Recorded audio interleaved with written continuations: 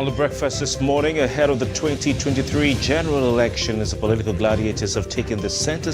We look at a call by the Lagos State government through the Ministry of Agriculture and the Lagos State Agricultural Development Authority to embrace is urban farming in Lagos State, as a matter of fact. And don't forget, we'll also dive into the pages of the nation's newspapers, taking you through the headlines and analysis from our guest.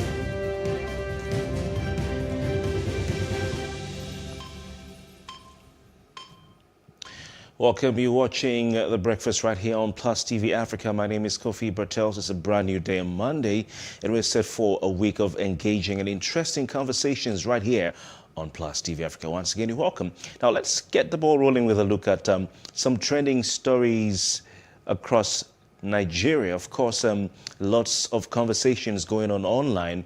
Nigerians airing their views on several issues that concern since this current Director General came on board.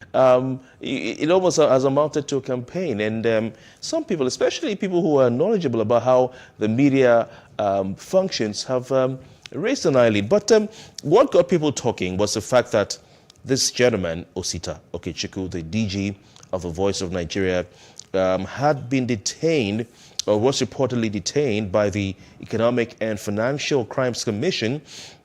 He was said to have arrived at the EFCC headquarters in Abuja at about 1:30 p.m.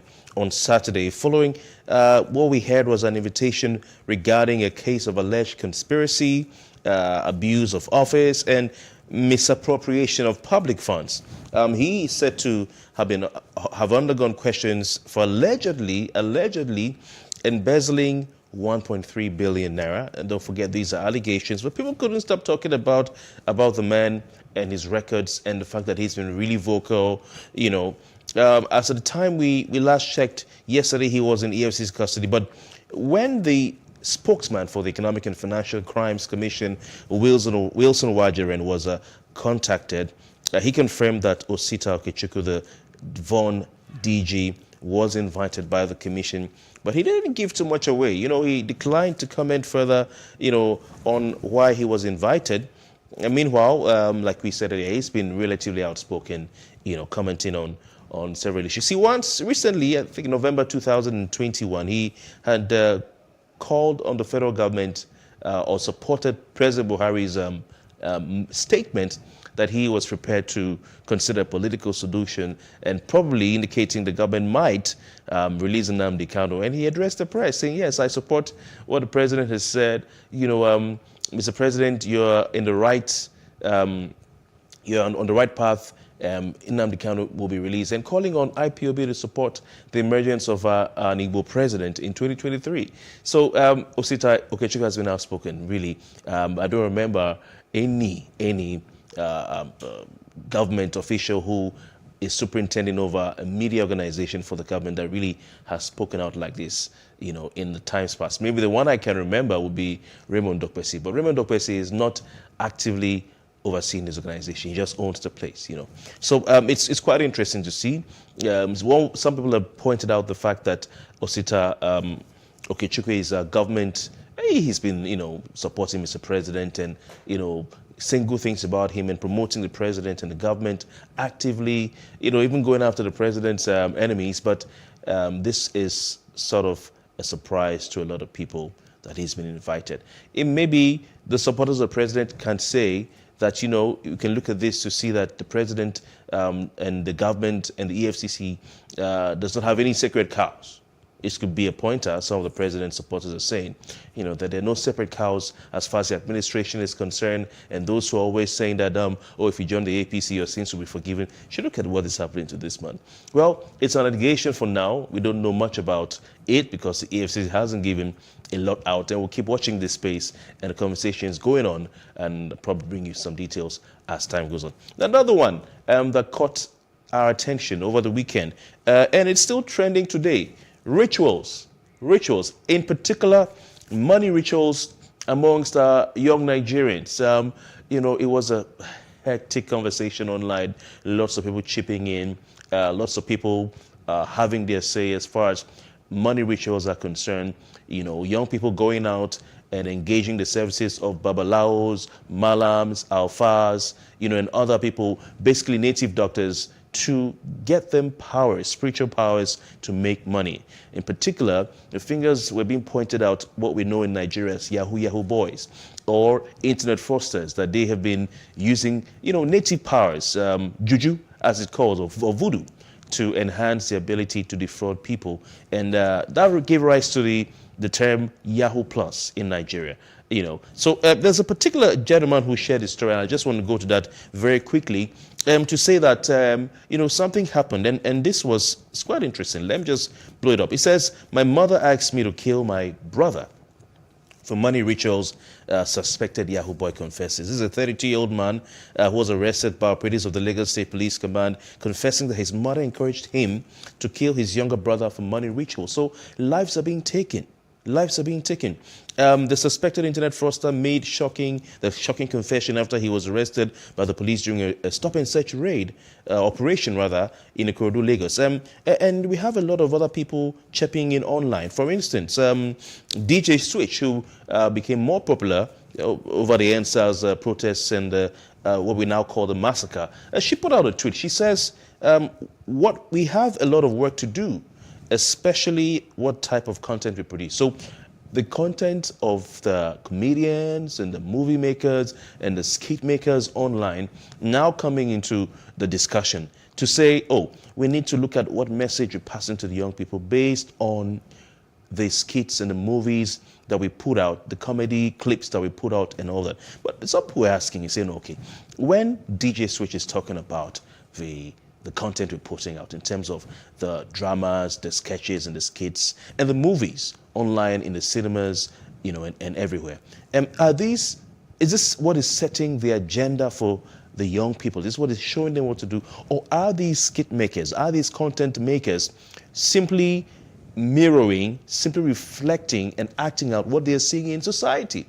Is it the content makers who produce the Yahoo Boys?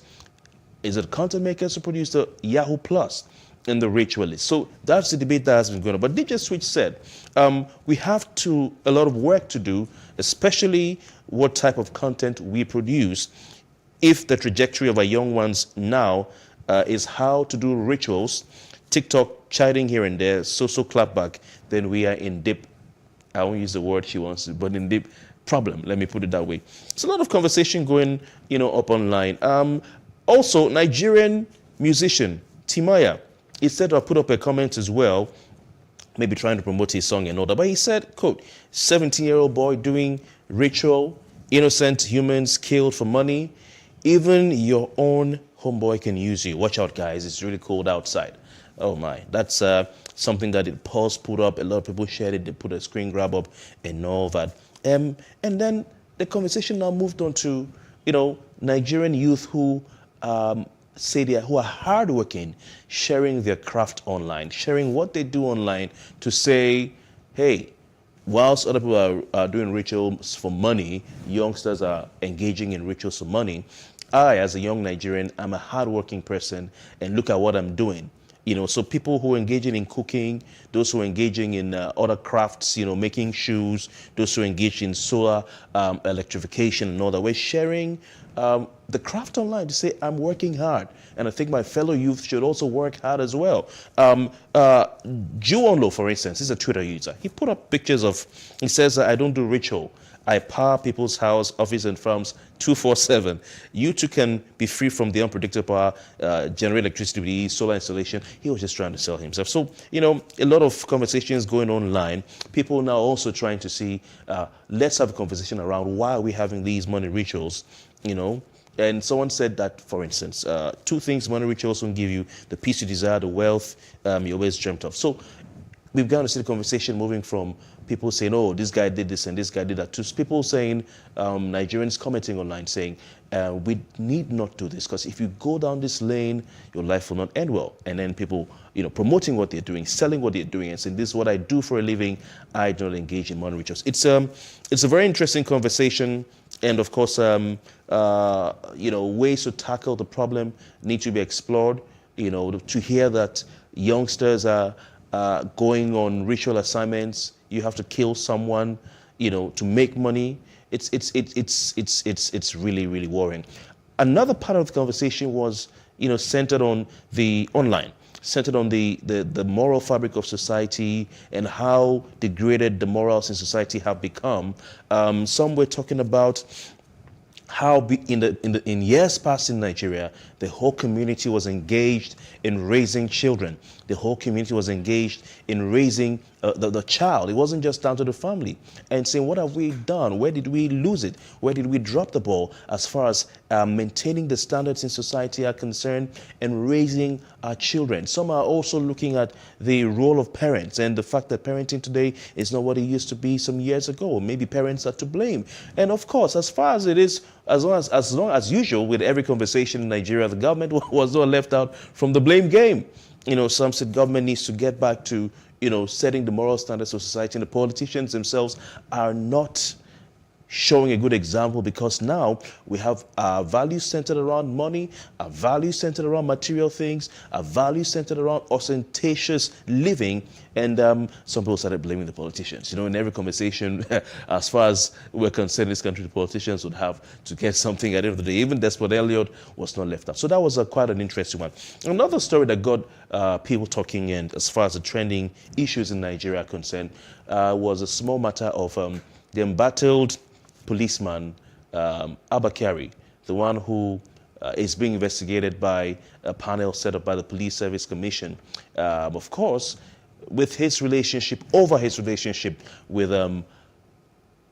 Hush Puppy, who was arrested in Dubai and transferred to the United States of America. Of course, Abba Kyari was described as a super cop in times past, and a lot of people were shocked to see that he had a relationship with someone who is being convicted and tried for fraud, internet fraud. Abba Kyari was spotted online along with some Nigerian celebrities like Obi Kubana. He is a former head of the Nigerian Police Force's Intelligence Response Team. He was seen with Obi Kubana and other guests attending the wedding ceremony of Maina Alkali. Now, Maina Alkali is a son of incumbent Inspector General of Police Alkali Baba. Is Abba Kyari, has he been stopped from going anywhere in Nigeria? Of course not. But the fact that, he's still moving around and posting stuff around, some Nigerians didn't understand it. The wedding ceremony took place at the palace of the Shehu of Borno, Abubakar El Kanemi, in Maiduguri, the capital of Borno State. It also had in attendance governors and, movers and shakers. The governor of Yobe State was there. The governor of Jigawa State were there. That's Mai Malabuni was there as well. We had several guests, like the Senate President, because of his association with Hush Puppy, or formerly known as Ramon Abbas, and his subsequent indictment by the United States of America's FBI, that's the Federal Bureau of Investigation. Kyari was suspended from office. Last week, he talked about the fact that the report on the investigation into his relationship with Hush Puppy was submitted, and the Police Service Commission rejected that report, saying it was not thorough enough and had to ask and order for another report. So Nigerians saying a lot of things, look at him again. He is still putting stuff up and all that, and calling Abba Kyari out. As a matter of fact, DCP Abba Kyari went online to put up his posts. We hear he put up so many pictures about this particular trip, and it seems the man doesn't know how to lie low. In times like this, when you're not really popular in the public eye, and people are baying for blood as far as the police are concerned, and when you look at Yahoo Boys also in the spotlight again, maybe it's not a bad idea to lie low. Maybe it's not a bad idea to just go in quietly, do your thing, and go out. But no, Abba Kyari could not do that.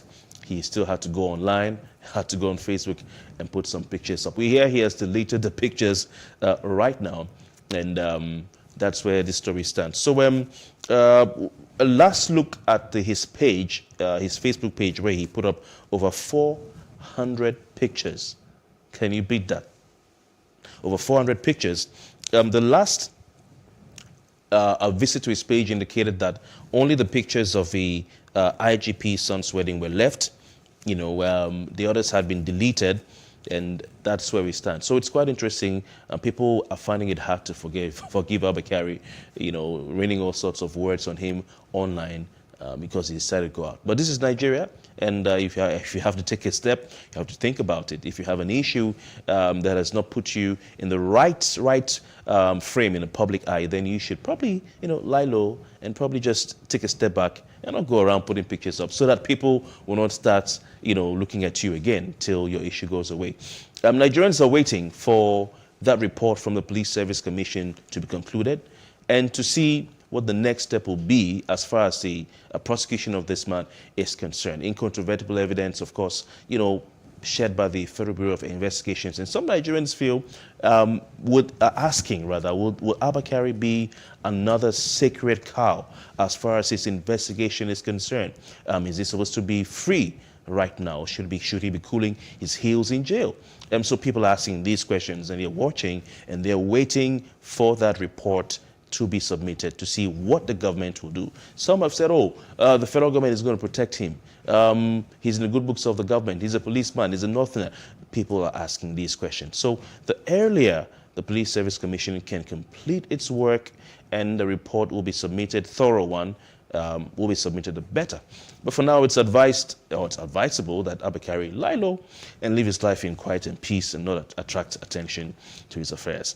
Well, those are the trending stories that we've been watching and following at this time right here on Plus TV Africa.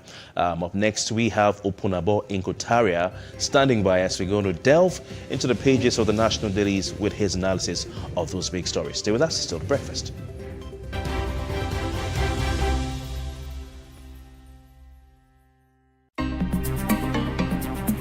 Life can be fun and rewarding, but it also comes with some risk. As in business, you win some, you lose some. And that's why you need to be wise in the choices you make. It's like placing a bet. Again, you need to be wise. Wise in choosing an innovative platform with the highest market options and highest odds ever. That's why Winners Golden Bet, the leader in online, in-shop, virtual, and live sports betting, gives you enhanced platforms that offer you the best chances of winning. For betting on live soccer matches, live dog races, and virtual games. Winners Golden Bet is your best bet. Instant payment of winnings guaranteed. Play online or in any of our numerous shops nearest to you. Hey guys, be wise. Play on Winners Golden Bet. Winners Golden Bet, the wise choice. I miss them. Well, they should be on their way by now. Will it feel like it used to? With everyone so busy these days. It will be fine. Suddenly, feels like I'm gonna fall. I can see all of my dreams so perfectly. Oh, yeah, line up! Single file! Love's not a dream at all. Somebody. Grandpa, what was Grandma like? She always found ways to bring us all together. It took me a while to discover how she does it. Devon King's taste that brings us all together. Whether you like it or not, the dryness and dust is coming. And this time, it might not give up that easily. But do the people have the power to shake it off? Well, of course they do, and you do too. Kick dry skin to the curb and get smooth, intensely nourished skin with Nivea's deep. The fire that burned in me was hotter, and the passion that lived in me had a voice of its own. So I stopped waiting and started to act. I stopped fearing and started to live. And when they thought I would fail, I stepped into my power. Because my time is now. Amstel Malta, be your best. Well, that's part of the problem to why people are pathetic towards the insurance company. I think it's a bit too harsh. For someone who has been paying for 10 years I think there should be a bit of a compromise in such a situation. What do you think? Like I said, you need to speak with your insurance. You don't take it for granted that, oh, I've paid for 10 years, there's a delay here and there. They need to be notified. There has to be a plan for payment. But when you don't talk to the brokers, when you don't talk to the insurance company, and you sit down in your house expecting, I've been paying all of this while, if I don't pay now, even for a month, even for a day, even for a day, because if your contract expires today, that's the expiration of it. Space and Style, 6:30 p.m. on Saturdays and 5:30 p.m. on Wednesdays. How can we have peace without justice? Plus Politics. It's not just another political conversation, it's about keeping you in the know. The relevant interviews, asking the tough questions to those that matter. Get the answers you need. Does it mean that the people who were injured, people who were shot at, those who were involved in that stampede are not going to get justice? It is unfortunate, it is sad that we have a government of deaf and dumb. Analysis from top experts. The last election was not really an election. We feel that Obasanjo has a very special place in his heart for hating Ijaw people. I think it really boils down to two things. One, trust and accountability. Plus Politics, every weeknight at 7 p.m. on Plus TV Africa.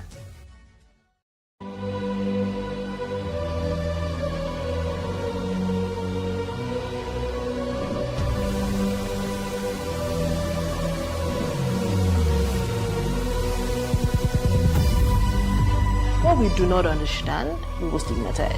What you can see is the remaining of the tanker. Moment of truth, brought to you by the Citadel Global Community Church.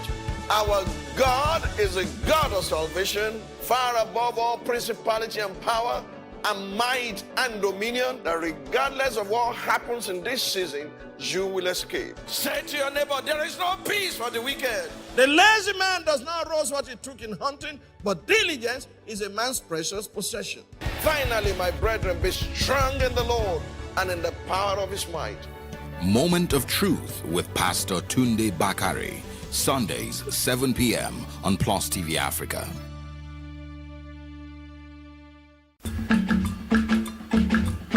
I had no desire to study law, none whatsoever. I was more inclined to fine arts. My only ambition, I would say, was to become the chief prosecutor. For me, politicians are a bit too playful. That's what I believe. And since '99, we've seen how much investment in social events, in launching some streets that you just started, and the whole day will be spent on this occasion. Rich people are generally law-abiding. We are not law-abiding. So another problem of administration is that people don't follow the rules. Timeless Conversations, airing every Sunday at 8:30 p.m.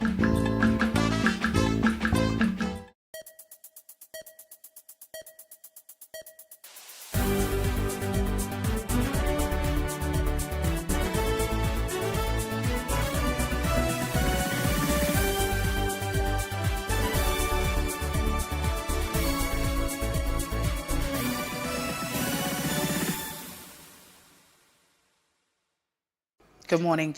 All right, let's start off with the leadership newspaper. And as always, we will pay attention to the bold headlines, or the banner caption, if you like to put. And looking at the front story this morning, federal government states deplete excess crude accounts by $37 million, despite oil price above $40 benchmark in 2021. But nobody's talking about the fact that we're looking at $90 recently. How come that has not become some kind of news? Because a lot of persons have been saying this would actually be a great move for us. 2014 saw us, depreciating, and 2022 we're making that, and that's a good one. So if we have the oil, the price at $90 per barrel, that's a good one for our economy. I hope we can make sense of it before, we crash down. Away from that, you also have only 35.368 million left. That's $1 million left Government not saving excess crude sales. That's another one you find there. Why President Muhammadu Buhari did not go to Zamfara by road. That's what the president is quoted to say. Igbo presidency will settle Biafran agitation. Find out who's saying all of that. Nigeria targets 141.250 billion naira from sugar tax on soft drinks and orders.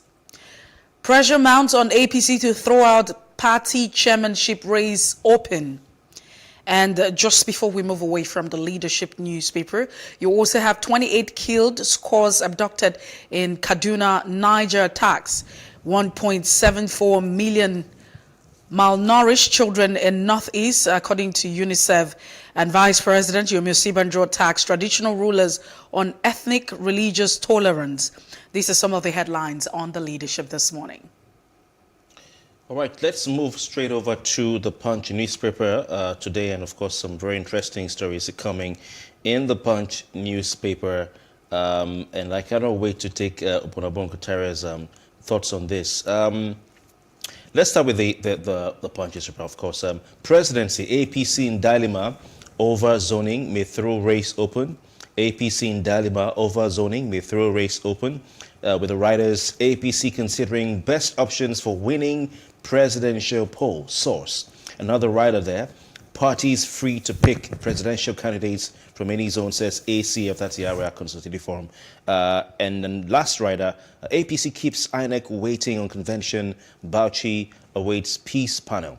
At the top of the front page of the Punch newspaper, it says a bank customers transferred 278 trillion naira via e-channels in 2021. NIBBS report. Amazing. Wow. Also at the top, you have federal government must justify fresh 3 trillion naira vote others for fuel subsidy Senate. I hope they mean what they're saying, or and that it's not something to just print and put on national dailies. Another one, 24 gunned down as killings rise in Kaduna. Fuel coming from passports. At the bottom of the front page of the Punch newspaper, you're a champion, come work with us, Lawan tells Akwa Ibom governor. You're a champion, come work with us. Some interpath summons local government chairman. 3 arrested as Oshun vows clampdown on Ilesha killers. And Fayoshe Oni clash, alleged sellout rigging in a Ikiti PDP primary. There you go. We'll see what happens. Over to you, Mercy. All right, let's take a look at the Guardian newspaper this morning. And the bold caption reads, only 2.5 million motorists captured as insurance plan, 7,500 for third party. Stakeholders agreed to review the 18 years after policy was pegged at 5,000 naira. Inflation jacks cost of vehicle repairs. Industry operators are crying out. Away from the bold caption, Ohaneze warns of danger if North succeeds Buhari in 2023. Concerns as cyber crimes unleash SMS-based Android malware on Nigerians. And Tanu gives federal government a February deadline to settle minimum wage and IPPIS issues. Movement demands information on 3 trillion naira fuel subsidy.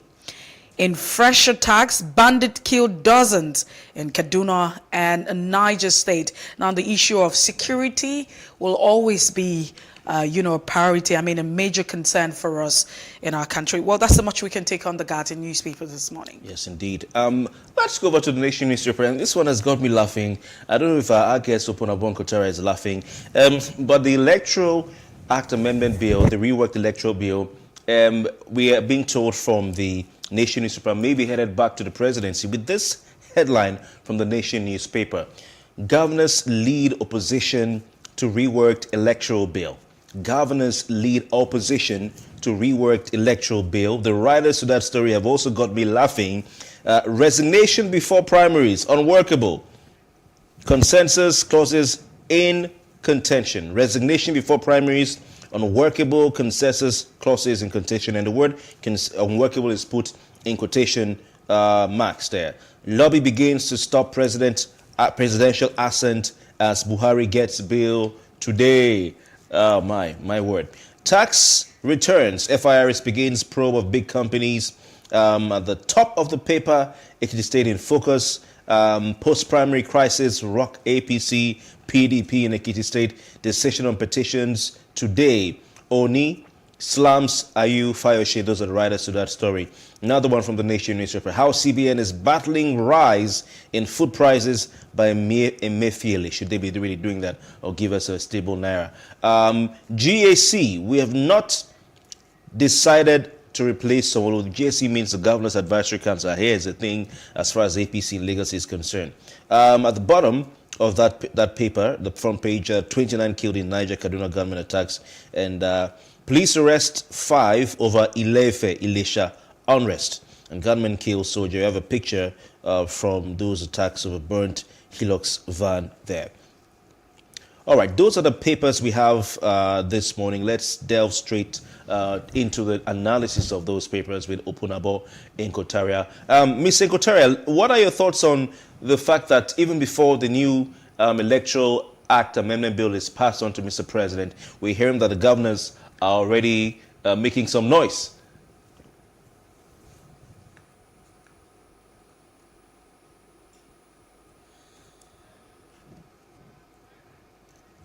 All right, while we're trying to get Opunabo Nkotaria back with us, we know we've been talking about this, Mercy, and it's been an ongoing conversation. The fact that we're looking forward to having this bill on Mr. President's table so he can do this. Take a pen and just, with that green pen, sign M. Buhari.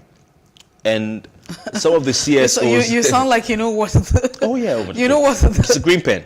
Okay, so you know the green pen. Yes. But the fact that you know how the president would sign his signature, yes, we know his it signature. should be just M. But remember one of the guests we had last week or so was talking about delay tactics.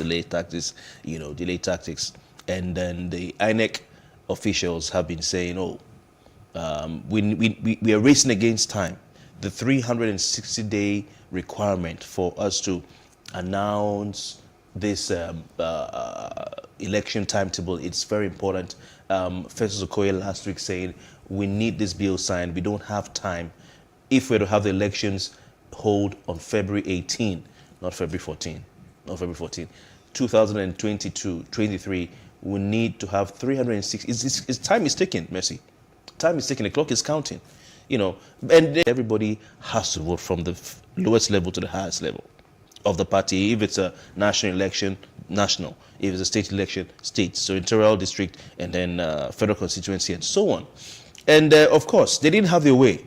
Even though Ahmed Lawan went to see the president as usual, had discussions, and then came out through his usual path to stand where he normally stands, talk to the press, nothing happened. And they had to rework it. And it's so interesting to see that they smartly now said, because I didn't know this before, they smartly now said, you have to resign before primaries. So probably the power will be taken away from you so as an incumbent, so you can't determine the outcome of the election. So that's really controversial.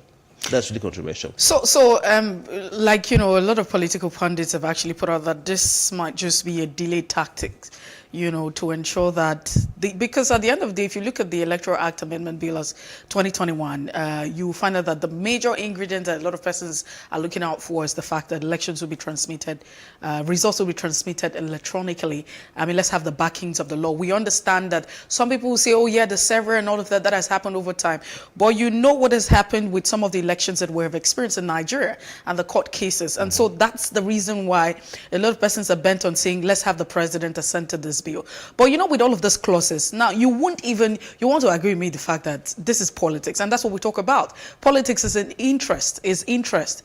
So you will always have people agitating when their interest and lobbying for their interest to be represented, and when their interest is not represented, that's what you have. But this is at the detriment of national interest and democracy at the end of the day, because with the back and forth that's going on, it just shows that the lawmakers, the governors, and all the stakeholders at the center stage are not even considering the fact that we're running out of time. Yes, we understand also that when we spoke with the Commissioner for Information and Voter Education, Festus Okoye, he talked about the issue of having internal mechanism by the electoral umpire itself, which would allow it go ahead.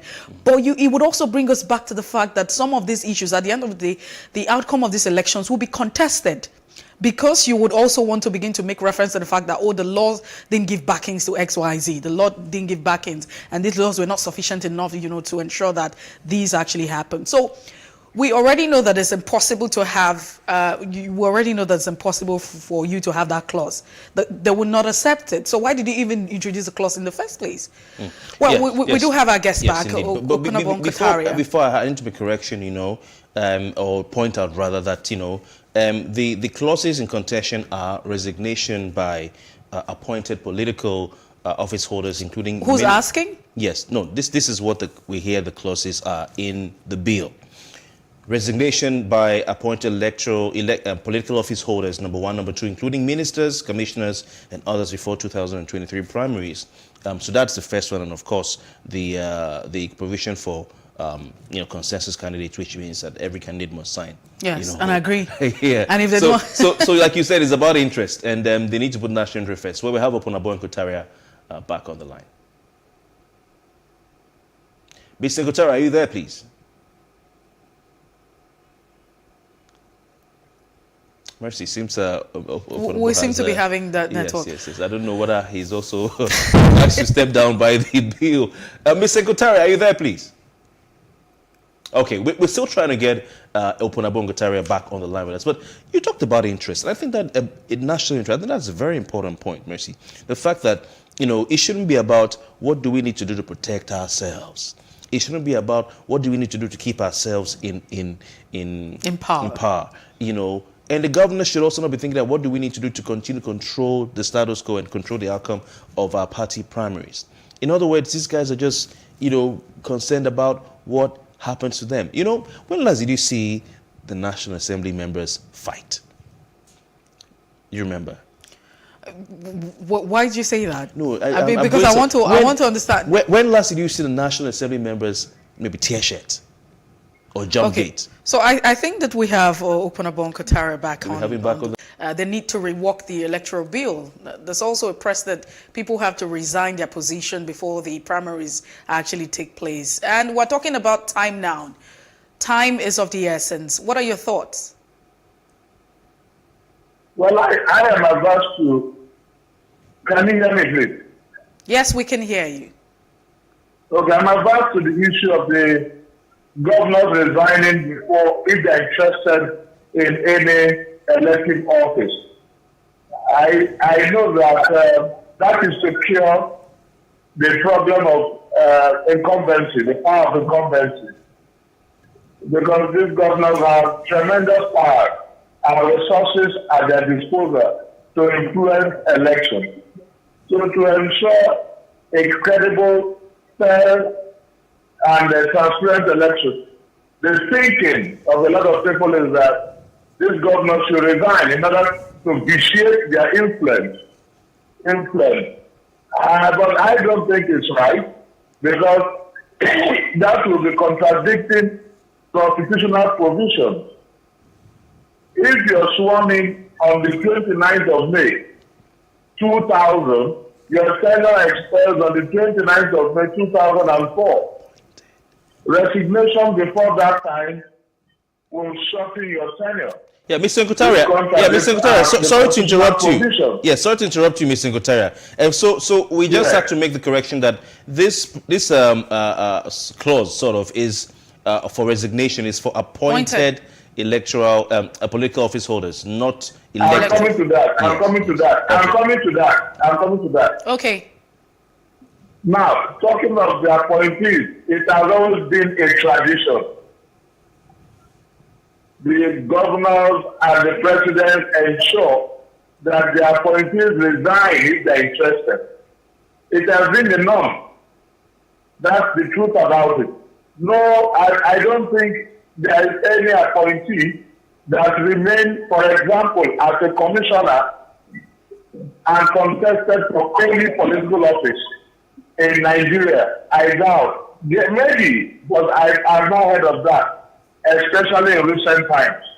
So, that if you're a minister, for example, and you're interested in a gubernatorial election, you want to be the governor of the state, and you're serving minister, it really has no influence. It will not have any impact unless the president is with you or the state governor is with you.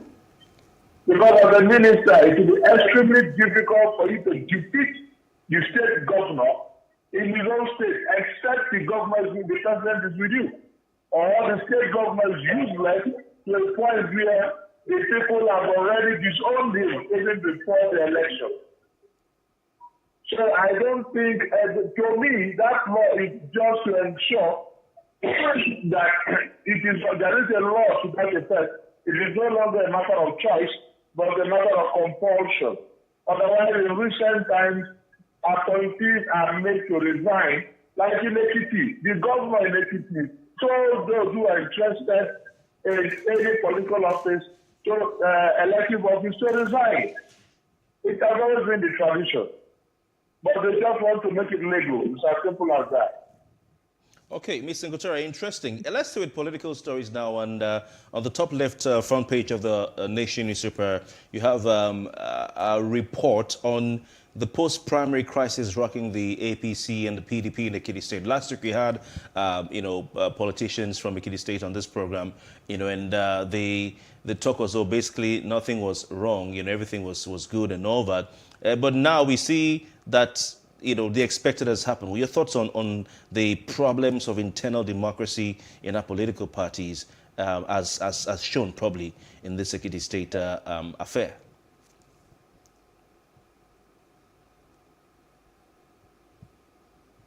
I can't hear you anymore. Okay, please confirm that you can hear us now, Mr. Nkotare. Yeah, I can hear you now. All right, so let's look at the headline: post-primary crisis rock APC and PDP in Ekiti State. This we can talk about in light of internal democracy and the concerns of godfathers in parties to have their way, even after the majority may be allowed to have their say. What do you say about what's happening in Ekiti State? Well, what is happening in Ekiti State is what is expected in Nigeria, where you have people with gregarious out of touch control on political parties. You have the masters, the godfathers, trying to impose their candidates on the people. And most of them are resisting this imposition. And that is what is going on. There is no internal democracy in APC or in PDP. No internal democracy. And that is why the issue of consensus, direct primaries only was ideated in order to address this issue. The money bags want to protect their interests, and by so doing, they impose candidates that they believe are loyal to them, not necessarily candidates that are loyal to the party or loyal to the country or loyal to the state, but candidates they believe they can remote control. And in most cases, those candidates are unpopular candidates, and that stimulates schism in the party. That is why whenever you have primaries, you have this kind of issues coming up, because the candidates are not the candidates, the chosen ones by majority, but by a microscopic few. So you will always have this internal wrangling, occasioned by selection and not election. All right, let's also look at the leadership newspaper this morning. Despite oil price above $40 benchmark in 2021, the federal government state depletes excess crude accounts by $37 million. And we only have $35.368 million left in the excess crude account. Let's share your thoughts on that. What do you think? Are we going broke? Did they say we have just 37 million? They said as the state deplete excess crude account by, which means what was deducted was 37 million. I don't think they said what is left. What is Or left? that has not gone through. They are saying that what is left is $35.368 million left in the excess crude account. Okay, 35 point, okay. All right. So what is your question? Sorry. I would like to share your thoughts on that. Do you think that we're having more money? Are we going broke as a country? Of course, we are going broke as a country. Our resources have been grossly mismanaged by this administration. We have been borrowing. We have been taking from our accounts. Even the governors are struggling to also get their own share. So that we are getting broke in Nigeria is no news. The only time I can tell you that Nigeria could rightly say it was financially accountable was under the Obasanjo's administration, where debts were written off and our foreign reserves went up. Aside from that, well, under Jonathan, it wasn't this bad. But under this present administration, this is the worst. This is one administration when weighed in the balance of history shall be found wanting in terms of our finances and a lot of other issues. It calls for worry. We are getting broke. If at all, we are not broke as a nation. In fact, I believe we are broke as a nation. As a nation, we are broke. And it's quite ominous. The figures you see there is quite ominous. The deduction and what is left is quite ominous, considering the attitude of this government to borrow and borrow and borrow. The nation has been sold. We've sold this nation because I wonder when we can, not to talk, service the debts, not to talk of defraying our debts. I wonder if we can ever service the debts. Okay, Oknaban Kataria. It's a problem. Do you also think that with the global oil benchmark that tops $90 for the first time since 2014, do you also think that this might just be a good one for us? Just as we're getting broke, we're Of course,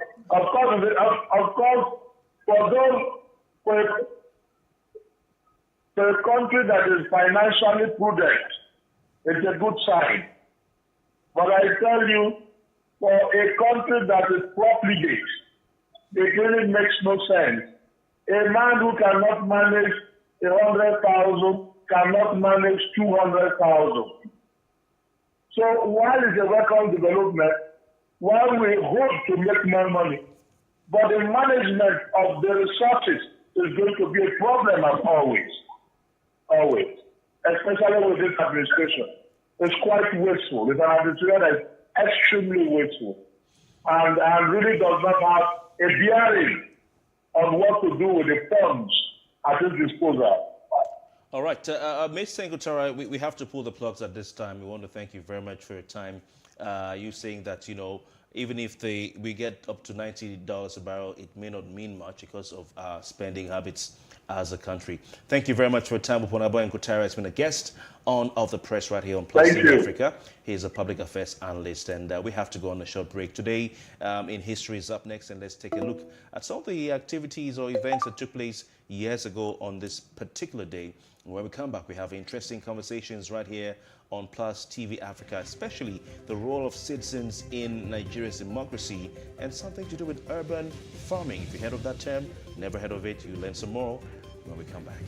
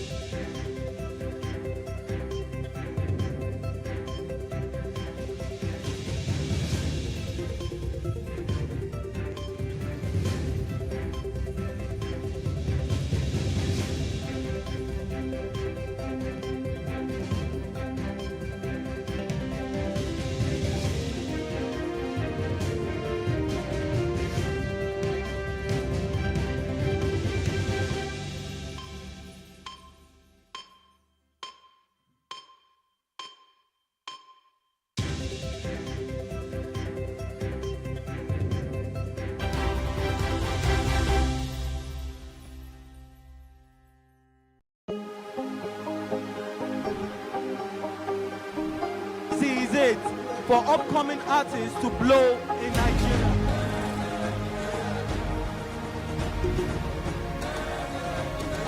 Welcome to Plus Trending.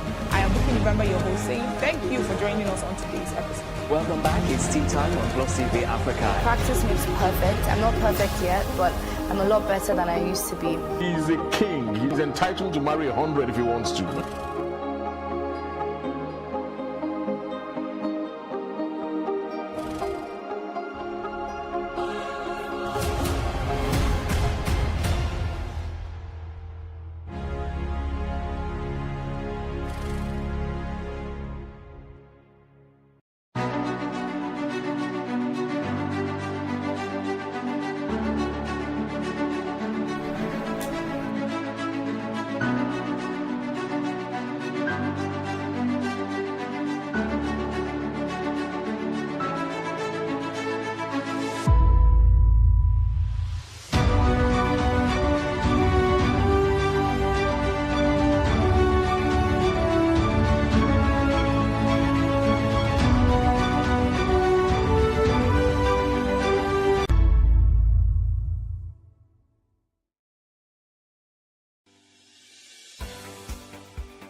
Businesses in Africa can be very challenging. In Nigeria, it is particularly intimidating, and successful builders have learned how to navigate a hostile environment to unlock opportunities. But one major challenge businesses face is how to filter through the noise and identify where their ideal customers exist. Get insight and practical steps from industry players and captains of industries. Hear success stories to help you make informed decisions as you scale your business in Nigeria. Watch Business Insights at this time on PlusTvAfrica.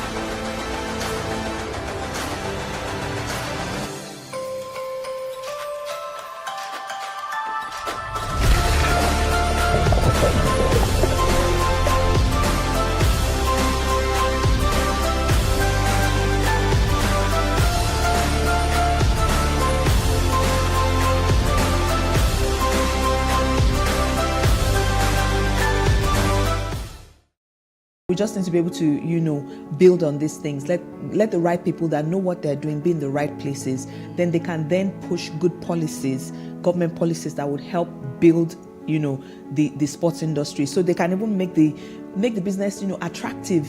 When you think of sending your child to a pool, and you're not even sure of the state of the pool, you won't send the child. Even if the child is like a Michael Phelps kind of, or a very avid swimmer, you won't. So the girl child wants to play football. You're sending them, go ahead and play football, and not go for a female sports. There are some sports that unconsciously there's a bias around. This is what it's for women. Maybe gymnastics, or gymnastics is one as well. Okay. We don't have a lot of gymnastic teachers or gymnastic schools.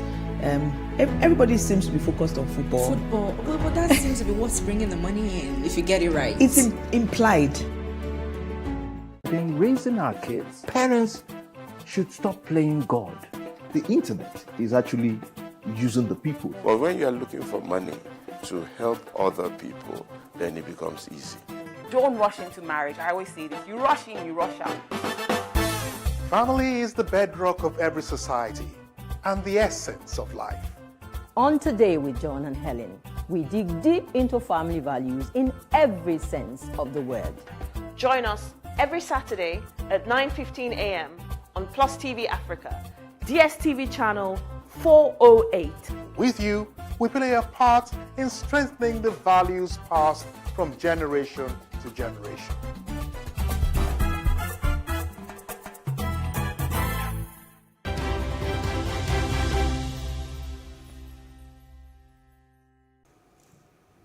Welcome back. You're still watching The Breakfast on Plus TV Africa. And first major conversation as Nigeria's next general elections in 2023 get closer. Stakeholders are stressing the importance of greater citizens' participation in the electoral process. Now, why is this important? Let's remind you that subsection 2 or subsection 2A of the section 14 of the Constitution of the Federal Republic of Nigeria states, quote, sovereignty belongs to the people of Nigeria, from whom government through this constitution derives all its powers and authorities. Sovereignty belongs to the people.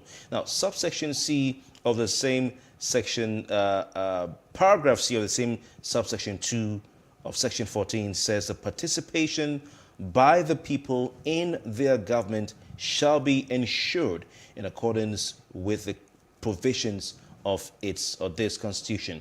So why is it important that people participate, and why are the citizens not participating as they should? We have as guests to help us answer these questions and other questions as well, Jide Johnson, who has been a regular on this program, and Dr. Ernest Ereke of Yaga Africa as well. Jide Johnson, good morning to you. Good morning, Kofi, and good morning, Mercy, and good morning to our viewers all over the world. Thank you very much. The 2023 elections are around are not really necessarily around the corner, but we're getting closer with every passing day. Why is it important that citizens participate? We participate in the process. That's the illusion that democracy has created, that, well, by right and by design, majority of the people will participate in the process of instituting democracy in any given society. However, we have seen, in terms of voters' turnout and citizen participation in the electoral process across the globe, where we have the Greek model of democracy, the direct representative democracy that we run, we have seen that you don't get more than 55% voters turnout when it comes to the election. When you look at the last election in Nigeria, I'm not sure we got 30% of the voters turnout, which led me to the conclusion that the democracy, representative democracy, is actually government of the minority, perpetuated by the docility of the majority, who refuse to participate in the political process, hence gives the minority the opportunity to control and manage the affairs of the state. Now, how many people? We have 80+ million Nigerians that are registered voters. You know how many people elected the president in the last election? They were not up to 16 million. Thank you. Okay, Mr. Johnson, very interesting point you've raised. Just before Mercy comes in, you've raised a very important point, talking about how many people voted for the president in the last election. We can look at those figures now. The popular vote was carried by 15,191,847. Let's just call it 15 million out of the total number of votes cast. So that's really a minority as far as that election is concerned. So it's small, really, really small. What's response? Yeah. Yes. Then you see that you ask yourself this question. So those 15 million foisted their will. Now 15 million decided who would take charge of the life and make policies for the well-being of over 200 million, over close to 250 million. If you remove that 15 million from the 18, it means that those that did not support the president are actually more than those that supported the president-elect. That's the reality. That's the illusion of democracy. It's the unfortunate aspect of democracy. And that's why we have found ourselves. Now look, just last week in Ekiti State, they had their primaries. And you have a situation whereby we have seen governors being elected with less than 200,000. They are doing because they don't want majority of the citizens to participate. That's why they use threats, they use intimidation, they use trickery, they do bad things will not engage, the agencies of government that should engage in citizen education will not engage in citizen education to mobilize the citizenry to participate in the process. So they don't want majority of the people to participate in the process in order to perpetuate themselves in power. Okay, so Jide Johnson, now you have mentioned wrong with local government elections for a very, for some time now. But however, that's the focus. Now, some people trying to interact, of recent times with some persons, they constantly share the reason why a lot of people are not even planning to vote in the 2023 elections. And some of them say, we already know who will become the governor of the state. We already know who will become the local government chairman. We already know who will become the president. And so it's not important. My vote does not count. Now, these are some of the concerns. These are some of the issues that you still have right now as we speak, as we get closer to 2023. So we'd like to share your thoughts on that. How can we change this narrative? Because 2023 is not far as we speak. The role of the national orientation agencies. That's the role of INEC and the role of other government agencies that are involved, the role of the civil society, the role of the Nigerian Labour Congress, because when you get majority of the people to participate in the process, then you deepen democracy and then you provide the basis of legitimacy for elected representative. Now, when the narrative goes around that, oh, my vote does not count, what does agencies of government, what do they do? The National Orientation Agency, the Ministry of Information and Culture, the Nigerian Television Authority, Federal Radio Corporation of Nigeria, what do they do? Which are agencies, which are public information agencies? Apart from being media organizations, they are also public information agencies of government. They have a role in educating, in creating awareness, in mobilizing people. We don't even know who let's say that what type of campaign as federal government or state government embarked upon to ensure that we mobilize the citizenry to participate in the process. It is easier for you to collect your ATM card than for you to collect your voter's card. It's easier. What process have we put in place to ensure that people can cast their vote easily? They don't have to go through stress. They don't have to walk 10 kilometers to cast their vote. What we do with voters card, with voters registration drive, is to tie something with it. If you don't get the voters card, your children will not be able to get immunization. They will not be able to get this benefit. So people get the voters card in order to meet up with some benefits that have been tied to it. They don't actually get the voters card to participate in the process. And so as a result of that, some will get the voters card. They'll get the voters card very, very close to the office. On the day of the election, where they got voters card from, their polling unit is far away from their residence. So they can't go to where they actually registered. Two, we have heavy militarization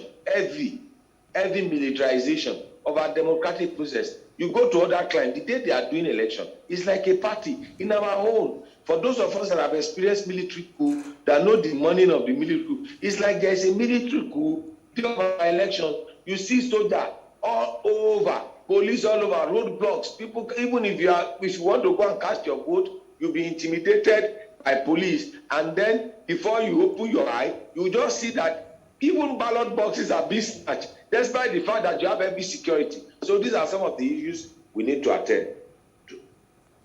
Okay, Dr. Reke, Mr. Jide Johnson would like to bring in Dr. Ernest Reke of IAGA Africa and also of the Department of Political Science, a senior lecturer in the Department of Political Science, University of Abuja. Ernest Reke, can you hear us, please? Yes, good morning. Thanks for joining us. Jide Johnson, our guest here, has so eloquently put forward reasons why he thinks we have reduced or low participation by the citizens of Nigeria in elections in the past. I mean, we look at 2019, where we had just 80 out of 84 million registered voters. We're having only 34.75% voter turnout. That's including the rejected votes. That's 28.614 million votes cast. What's going on? What's the reason for this low participation?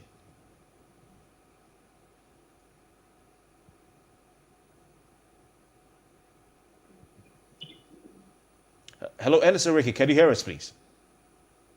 Yes, I can hear you. Yes, please go on. Please go on. We're listening to you. What's the reason for the low participation by citizens in the electoral process?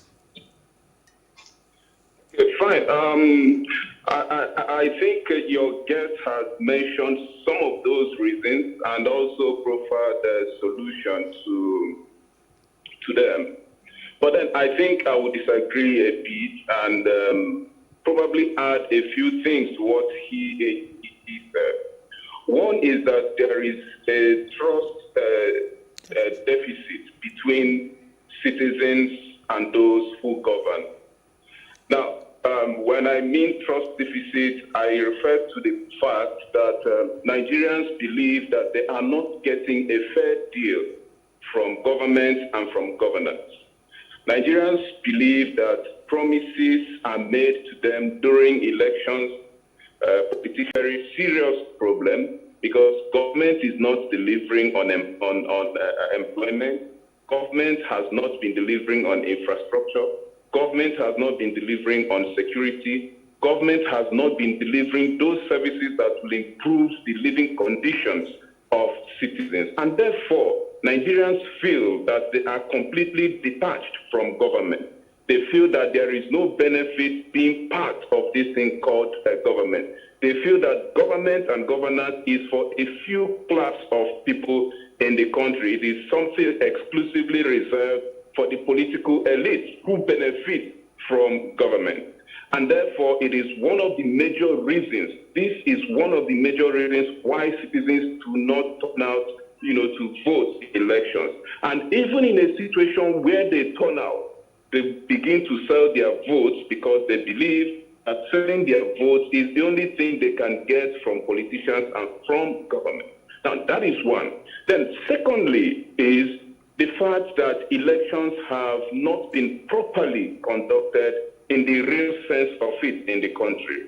Nigerians believe, just like your guest equally mentioned, Nigerians believe ultimately that before elections are conducted, that the winners of the elections are already known and determined by the political elite. And therefore they feel, why should I go and waste my time standing in the sun under the rain just to cast a vote when the vote will not be counted and when the vote will not make a difference? And therefore citizens are discouraged largely from going out to vote in elections as a result of the fact that they believe that the system is rigged, that the system is manipulated, and that the system is already predetermined even before ballots are cast. Then equally important is to mention the fact that this is added to the prevailing insecurity across the country. And so if you take the totality of some of these factors, and of course there are many more of these factors, for instance, there is the issue of illiteracy where people do not know their rights. There is also the issue of poverty and so on, and equally poor civic education and enlightenment. And so if you take all of these factors combined, they discourage citizens from voting in elections. But where I said I disagree a little bit from your guest there is when you talk about how to address all of this. Whose responsibility is it to address this? Yes, government has a role to play in mobilizing citizens to vote in elections.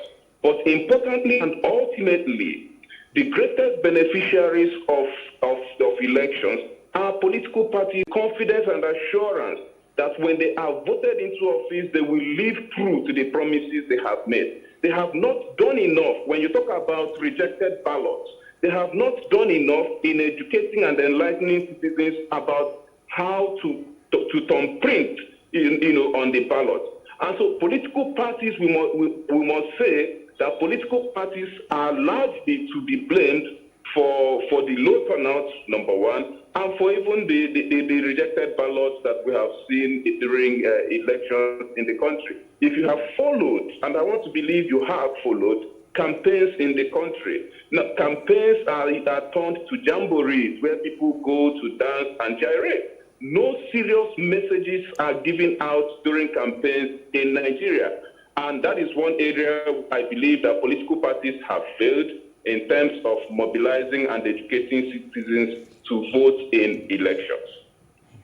Okay, let's also look at, post-elections. I mean, this is pre-elections, just before the elections, what we should do and the reason why a lot of persons have not participated. And it looks as if 2023, not to sound like, a messenger of doom here, but we probably might not just have something different from what we have always experienced in terms of participation, because that's where, almost the bulk of the work lies.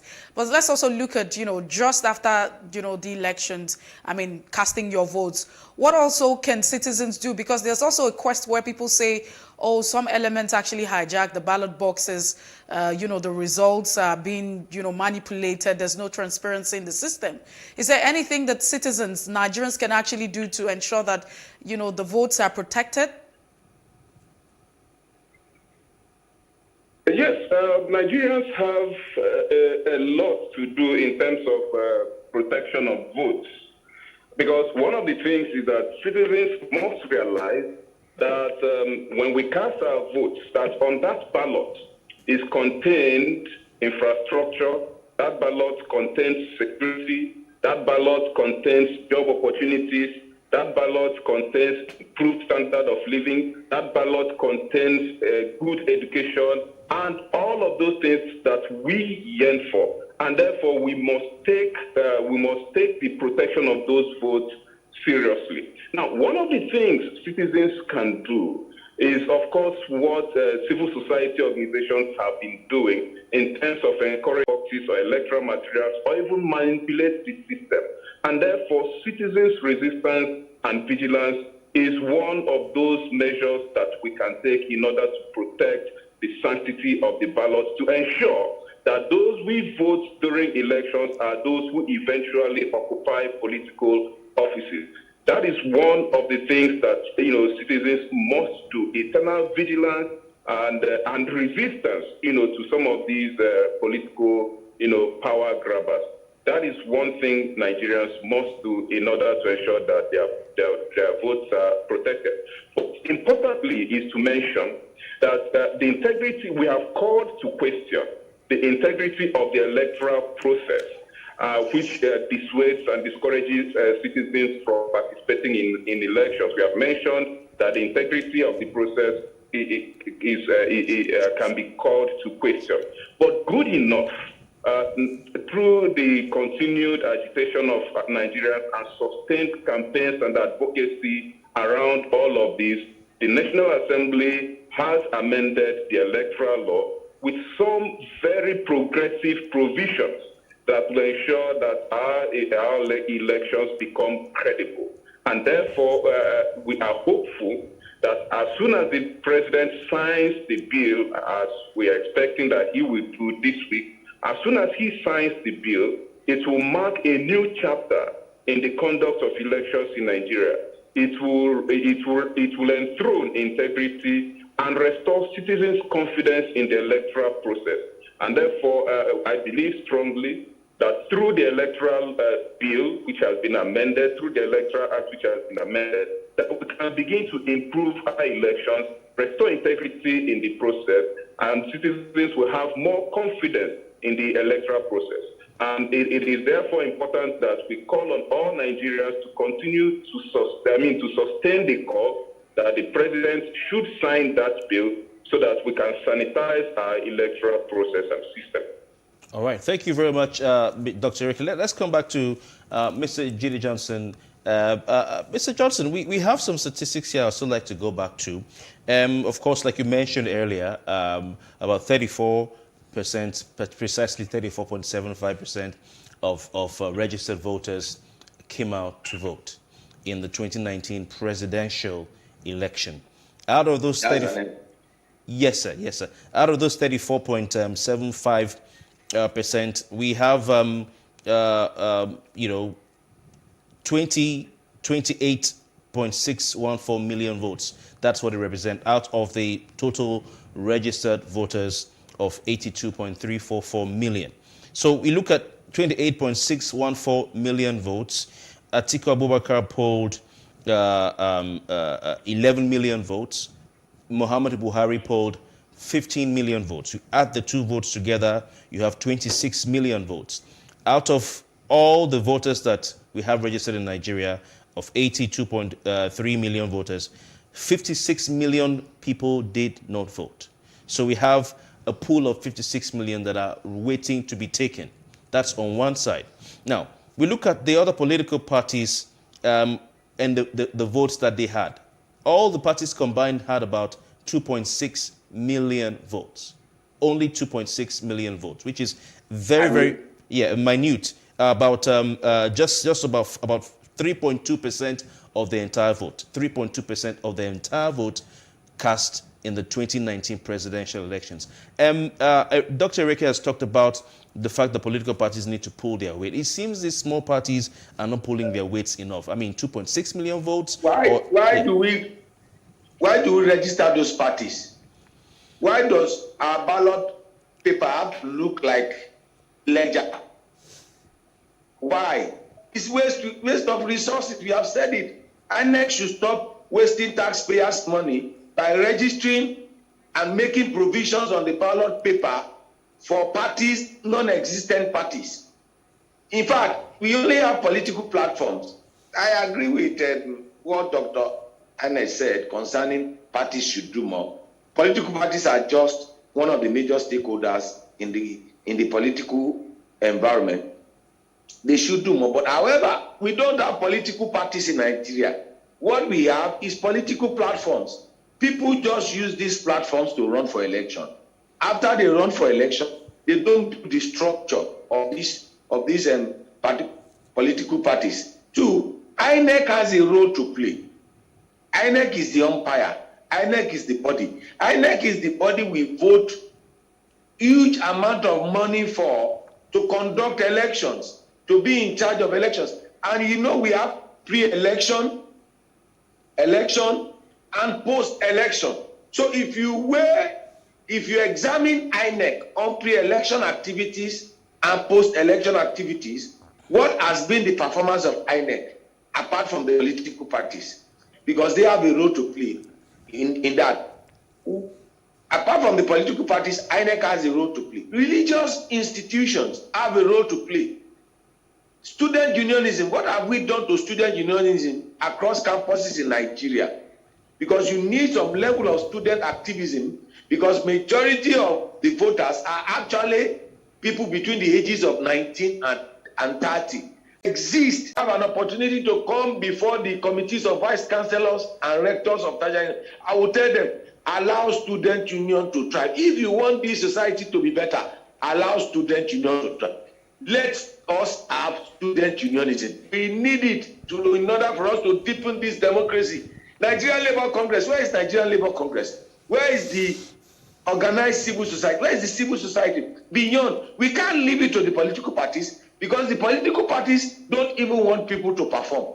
Parties that cannot run their own affair, ordinary conducting conventions, their conventions for their parties, they can't do it. They are now asking them to be involved in the major elections. So there are institutions that we should use. The security agencies, in what way do security agencies encourage the citizen participation in the process?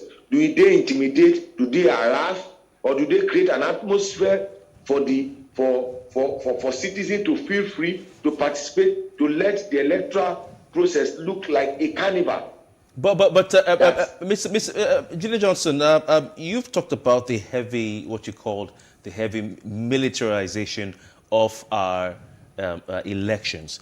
Ernest Ereke has talked about the do-or-die attitude of politicians that leads to electoral violence. People will still not feel safe if they're hearing gunshots all over the place from thugs hired by politicians to scuttle elections. These days, they don't steal ballot boxes because it doesn't work. They just go and scatter everything. So we need the security agencies to provide safety. It's a fact of, even, I mean, in school, both of you would agree, even in exams, we have policemen outside the hall. As low as the WAEC exams, we have policemen outside the hall because of what could happen. Can we have elections without security officials? Now, I agree with you, but the thing is that do we train our security officers to know what should be their role during election? Now, in America, the moment they deploy the soldiers into the civil society, they are no longer regarded as soldiers. They are called what? National Guard. They are called National Guard. When there are natural disasters, who are those that they deploy? They are called National Guard. So we need to make investment in educating them. Even with the heavy deployment of security, I'm telling you, Kofi, we still see people. You ask yourself, are these people snatching ballot papers? Are these thugs? Are they spirit? How do they fomenting trouble from fomenting trouble? Then you begin to wonder, why do we deploy the security in the first instance? So we need to develop an holistic approach. Beyond political parties, the media has a role to play, which is what your station is trying to do, and many other stations, in creating citizen awareness, in creating citizen education, in providing a platform through which citizens can be educated and they can take informed decisions. So the electorate themselves, who are the political parties, electoral bodies, in the political process. So these traditional institutions, what has been the role of traditional rulers, community-based association? So we can't leave this to political parties alone. There are different bodies that should be involved and that should get involved in the management of this for us to really get citizen education, for massive citizen participation. Okay, so let's also bring in Ernest Sirike, Dr. Ernest Sirike, into the conversation as well. Can you hear me, Dr. Ernest? Yes, I can hear you. Okay, so I like to be very real. Some of the issues that we have had, because it would be our experience and looking at 2023. Now, money politics, or politics of money, however we want to put it, has constantly dominated the scene, and that has been, you know, a big issue for us in terms of dictating who becomes governor and who becomes president and what have you in our elections. So I'd like to also to ask, do citizens have a role to play in the politics, you know, the money politics that we practice in our elections? And ahead of 2023, how can we, you know, change this narrative? How can Nigerians change this narrative, and so that we can have a better outcome? Because at the end of the day, you find that people who are complaining, those who did not participate in the process, and those who participated and however sold their votes. So it brings us back, you know, to the same position. The question now would be, is there anything that Nigerians can do as citizens, you know, to move away from this kind of practice and ideology? Yeah, thank you very much. I think it is a double-edged sword, and citizens who feel that they don't have any other benefit from the system apart from, you know, on the day of the election when they sell their votes. And so you have these two factors reinforcing each other. You have politicians who want this power at all costs, and therefore they invest heavily in the system. They invest heavily into elections. And then you have citizens who are willing, you know, to sell votes because, number one, they are poor. Number two, they feel that this is the only benefit they can get from the system. So they reinforce each other. And that is why I said it is a catch-22 situation. And this has been the bane of our elections ever since we started improving the electoral system.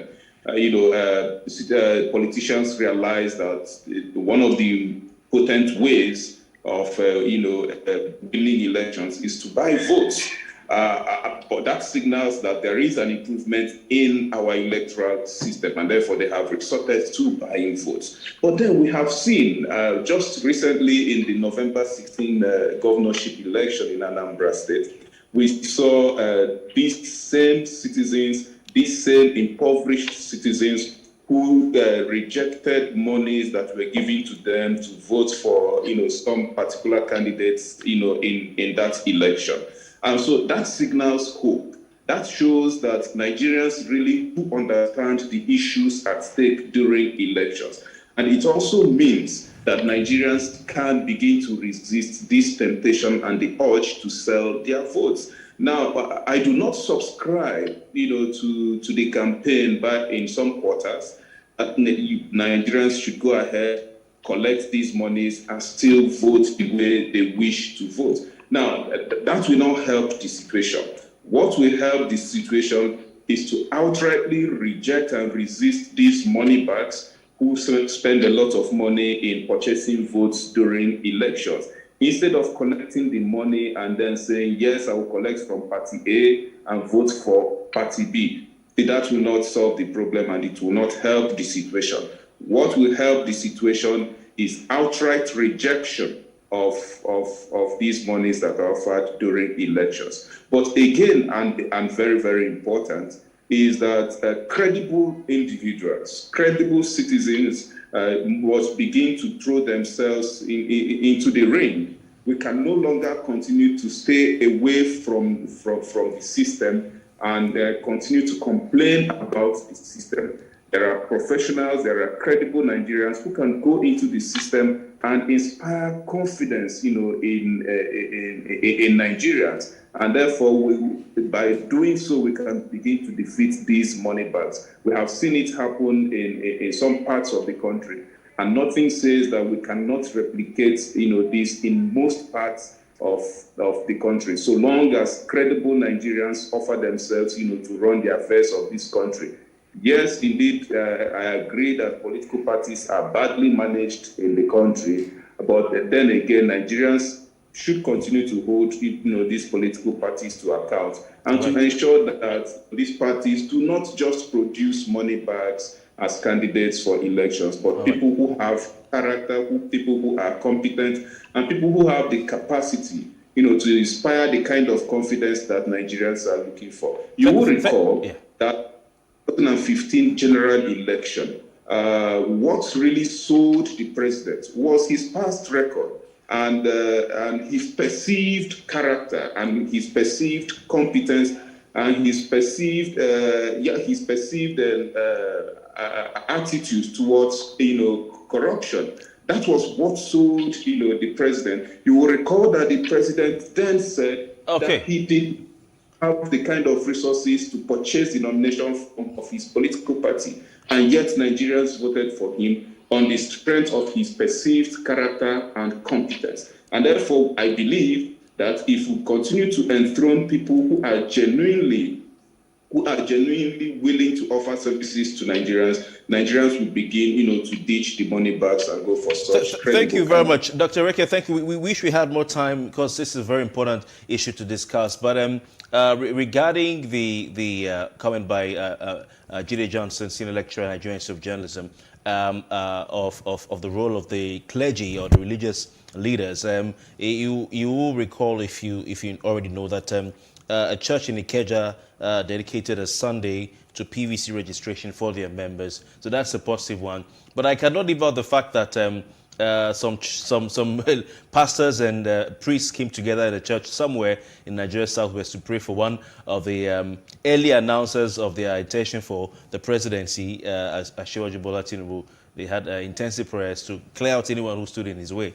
At Blue Roof in NTD8, I went to do a program on Eco FM that day, and I actually appeared on your program in the morning that same day via Zoom. So Blue Roof, the Car and Ikeja came together to pray for. That's not what we require them to do. What we require them to do is for them, those ones, they went there to collect money. That's just the basic truth. All right. We have to go, sir. We have to go, sir. I'm so sorry to interrupt you, but we have to leave it at that. People like the Flag Boy have been going around Lagos trying to advocate for Nigerians to pick their PVC. You can see pictures on our screen. He's been to several places like Ikeja Computer Village, Ojodo-Bega, Bigfoot, the Tunnel at Maryland, 7-Up Oregon, Yaba Bridge, Yanoworo, and the 3rd Mainland Bridge. He was the one who was flying the flag during the NSAS protest. But the issue is this: with so many people who have registered to vote and not voting, should we be focusing on go vote or on get your PVC? That's a debate we can talk about next time. Thank you very much, Jide Johnson, senior lecturer, Nigerian Institute of Journalism, and of course, Ernest Reke of Yaga Africa and the University of Abuja, Department of Political Science. Thank you, gentlemen, for your time. Thank you. Thank you. We appreciate you, gentlemen. Thank you so much.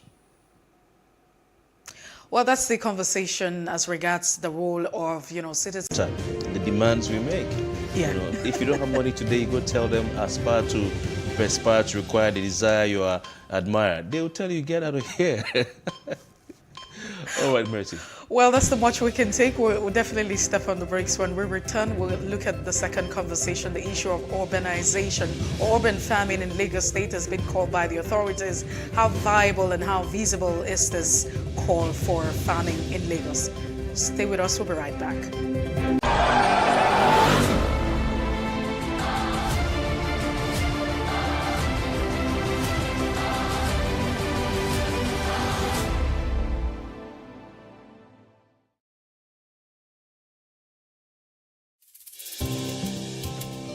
For me, I wanted to change that culture. I didn't believe that until you see a white man or you see a foreigner in the kitchen before you can believe that, good food is going to come out of that kitchen.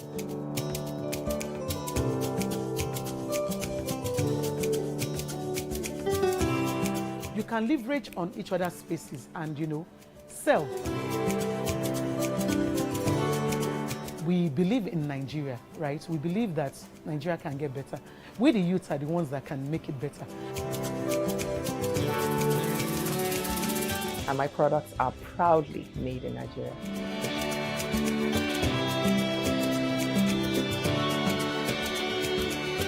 Made in Nigeria, showing every Tuesday at 10:30 p.m. and repeats on Saturday at 8:30 a.m.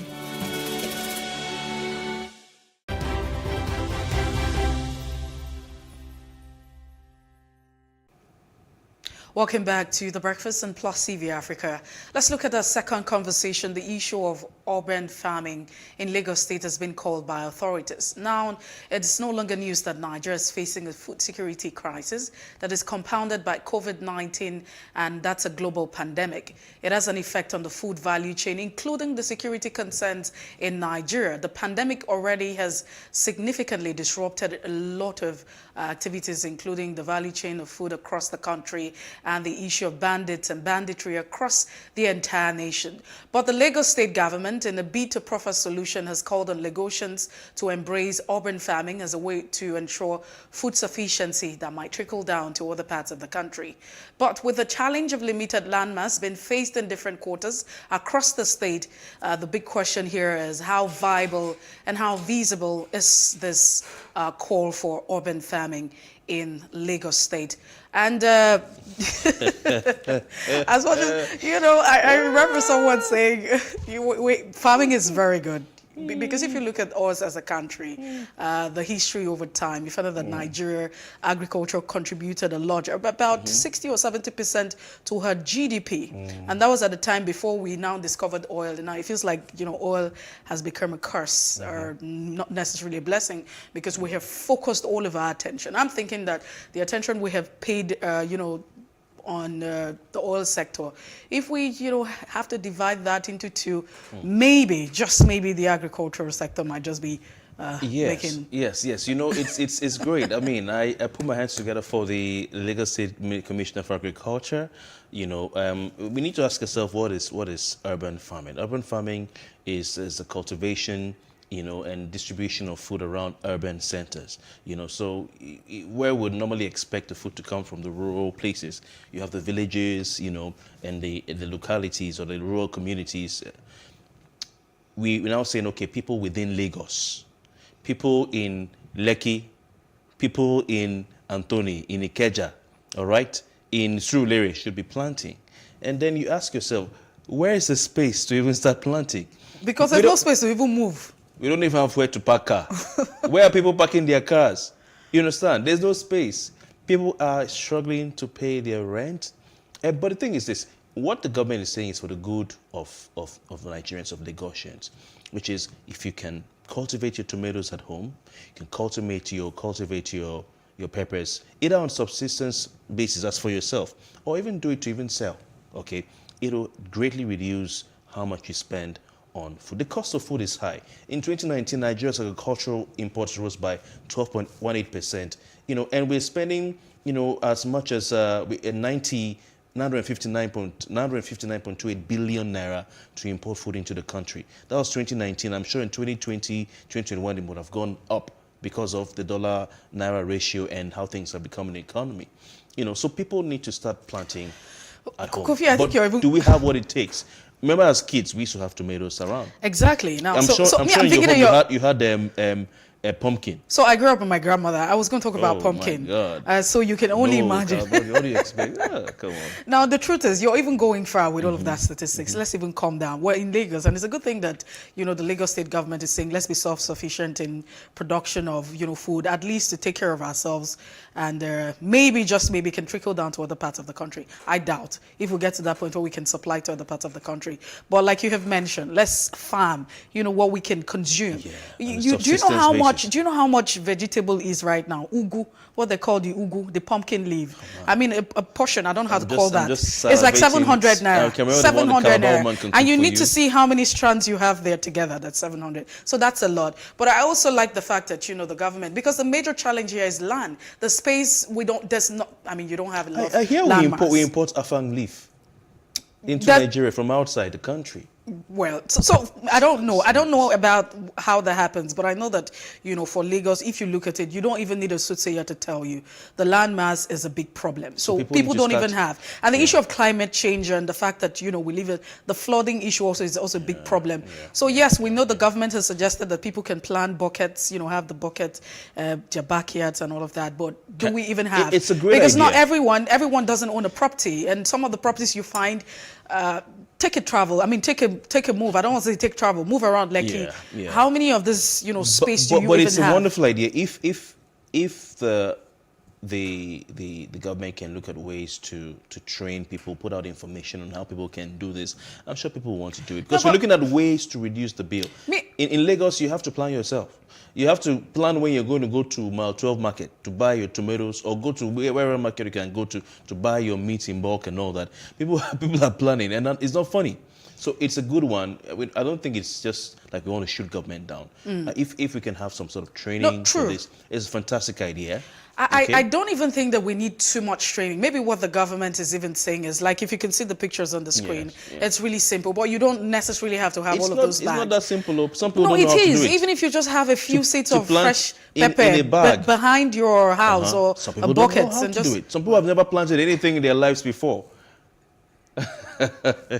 Well, we're hoping that the Lagos state government and everyone will do great in ensuring. It's a good call, by the way, and we applaud the government. We understand the need that we need to be self-sufficient in fruit production.